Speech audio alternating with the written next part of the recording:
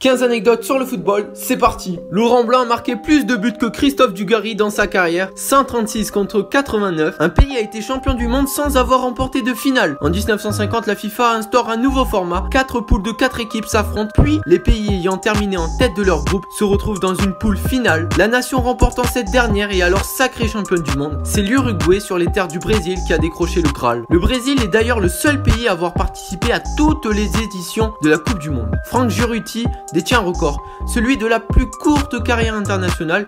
Elle a duré que 5 secondes lors d'un France-Chypre en 2005, comme quoi chaque match peut être historique.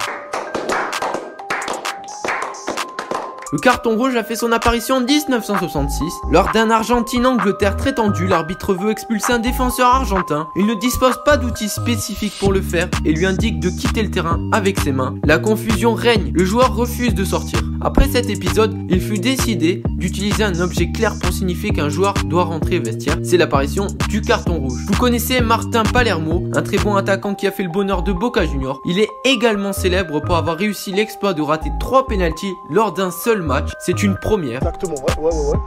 T'es bien renseigné, toi.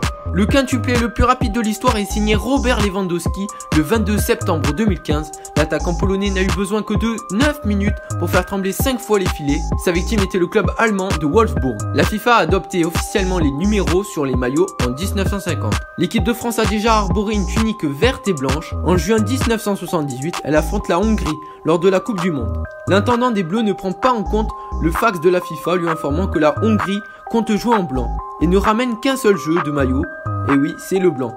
Résultat, une course contre la montre est lancée pour trouver une nouvelle tunique dans les rues de Mar del Plata, en Argentine, où s'est déroulé le match. La France a finalement arboré le maillot du Kimberley Football Club. Diego Maradona a un jour déclaré « Arriver dans la surface et ne pas pouvoir tirer au but, c'est comme danser avec sa sœur ».